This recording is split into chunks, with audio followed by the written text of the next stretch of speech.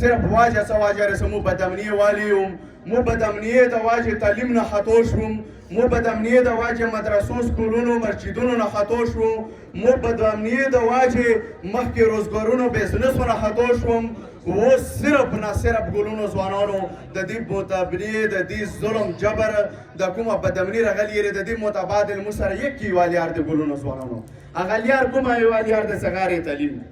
مشرانو خو په خپل وخت باندې توره کړې یې ته په ټولې دنیا کې وګرځېږه انګریز سیک بچی کړي یې یک یو واحد اورکزی دا زه نه یم دا تاریخ کتاب وي چې په اورکزي کې د سیک بچی نشته ته په ټولې پښتونخوا کې او ټولو قبایلي علاقو کې وګرځېږه په ټول پاکستان کې وګرځېږه د سیکانو کیلي شته خو د تا په اورکزي کې د سیک کیلا نشته. آیا د سیک اورکزی خوښ نه و د برطانیه حکومت اورکزی خوښ نه و خو دا ګلونو ځوانانو دې ځای ته ریلی نه شو د مو د دې قوم مشران دوره نه کېلي وو دوره بهادر وو چې سیکې د خپلې خاورې ته نه یې پرېږدولې د انګریز والا بچي په خپلې خاورې باندې نه منله دا داسې په اسانه باندې نه شوي ګلونو ځوانانو نن خو ما و تا ته خپل مشر او خپل ځوان دغه تربیت راکړي چې اورکزي څه تاریخ دی اورکزي څه توره کړې دی اورکزی به دي شوي ته د خپل ځوان نه دا تپوس وکړه چې تا د پلار نیکه تاریخ درته کړی دی ته خپل مشر نه دا تپوس وکړه چې د ما د پلار نیکه څه تاریخ و د تا تاریخ خو برطانیه کې ایښی دی د تا تاریخ خو په انډیا کې ایښی دی په ټولې دنیا کې وګرځېږه بارملکی سړي بچی ته بل ملک باندې بچی نه لري کړی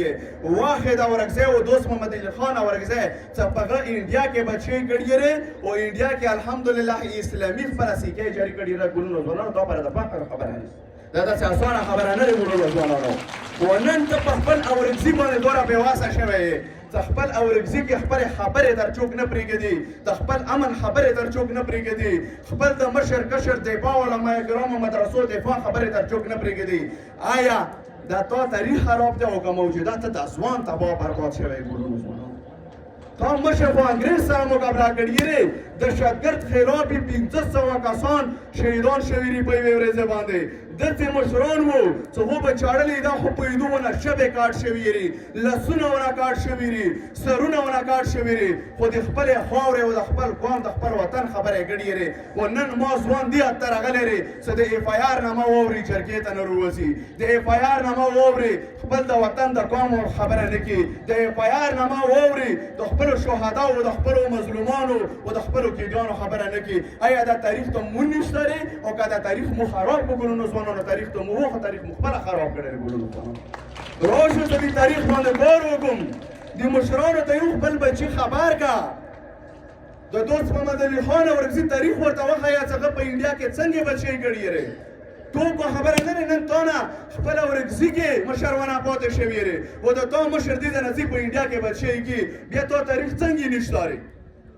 بیا ته سوچ وکړه چې انګریز په ټوله علاقې بچی کړي دی په اورکزي باندې نه کړي ولې نه کړي په یوې ورځې باندې 1500 اورکزي او افریدي شهیدان شو خو برطانیه یا سیک انګریز دې خاوره ته راوینه لول بیا خپل ځوان ته خپل بچي ته مو دا تربیت ورکوم چې بچی وینه نه ما پلار نه که څه توره کړي دی ما پلار نه که کوم تعلیم کړی تا پلار نه که تعلیم کړی دی جمالدار صاحب کوم ځای نه جرنیل جوړ شوی خوندي تعلیم نه جرنیل جوړ شو علي مجار صاحب کوم ځای نه جرنیل جوړ شو خونده تعلیم یې کړی و کنه خو تم تعلیم وکړه که 70 جرنیل او کارنیل میجر ډي سي جوړېږي او که نه جوړېږي خو لږ محنت کول غواړي لږ ذهن جوړول کول غواړي و ګلونو ځوانانو بل طرف نه تا مشرانو کومې قربانیانې ورکړي دي مرګ دی مرګ نه نه ریلي جیل دی جیل نه نه ریلي خو نن یې تا ته خپله خاوره خپل وطن پرېږدولی دی د مشر په وخت کې ما نه وطن نه دی بیا شوی ګلونو ځوانانو مشر په یوې ورځې باندې 1500 کسانو شهادت یې ورکړي دي نن مو 2 کسان اف آی آر ته نیون تیار څه جیل ته روړ شو تاریخ مشهور ګلونو ځوانانو مشرانو هم ننګ کړی دی غیرت مو کړی دی خو اوس ګلونو ځوانانو مخکې د ټوپک جنګ و مخکې د اسلحې جنګ و مخکې د تورې جنګ و اوس جنګ تیش ته راغلی دی ګلونو ځوانانو قلم و کتاب ته راغلی اوس جنګ د تا په لاس کې دی ته آیا د وطن بچ کې ته د خپل حیا دنیا بچ کې ته د خپل مشران مدرسې جماعتونو سکولونه بچ کې او کړنګې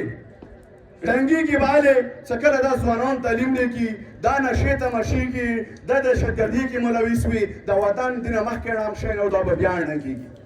خو که دغه ځوانان لږ تعلیم ته توجه ورکړي، دا لږ قلم ته زور ورکړي، دا کتاب ته لږه توجه ورکړي، نو انشاءالله زه درته یم که نه زموږ په مخ چې احتجاجونه جرګې کولې، نن الحمدلله چې سکولونو کې د تعلیم او د امن پروګرام کوم د امن دی که نه، خو لږ کار ورباندې کولی دی، صرف لږ کار کولی دی ورباندې ټولو ځوانانو. نور ما درته ویلو چې الحمدلله په دې سټیج باندې چیلنج سره دا خبره کوم چې وطن مو باج کړ، وطن مو الحمدلله باج کړی دی. ته چار چاپېر وګرځېږه قبیلې علاقو کې ټول خلک متاثرین شوي دي. هره ورځ په خیبر پکوړ مې وزیرستان کې 2-3-4 کسان شهیدان کېږي، جیلونه ونه ډاک دي، دمکې ورکې کېږي. الحمدلله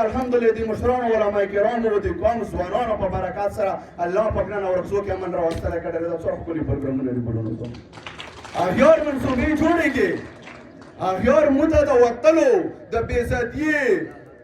د کاروبار ختمېدلو د مسجدونو سکولونو ړنګېدلو منصوبې جوړې کړي. الحمدلله کله کله ما ته خیر وي مجبوره دې قوم دپاره سار مامه ده، ما ورته ویلو دا سار ډېره وړامه ده خبره د قوم ماتېدلو دپاره. که د ما ټول خاندان په 500 منټو چې خپلو پښتون قبایله ورکزي قوم دپاره ځي نه دا زه نن کولوام اعلان کړم چې ما خاندان ته لاړ شي خو قوم دپاره شي ګلونو دا قوم الحمدلله د نورو علاقو په نسبت ډېر باد شو. هغه بېحیي مو لیدلي یې په 2008 کې ګلونو ځوانانو څوک په شوقیان وي زموږ انګوکو ورته لوړ شو مو باندې ډېرې ویره وشي. خو ګلونو ځوانانو هغه کیمپ کې بېعزتیانې، هغه مچر، هغه سور غرمه، هغه د مو خویندو میندو ول هغه ژوند د رنجو کلي کې، هغه سپینګیریو مشرانو ماشومانو بېعزتیانې، هغه پردي علاقې کې بل ته لاس نستل، هغه رشنو ته لینونو کې ودرېدل ګلونو ځوانانو ته ډېر بدتره وخت دی.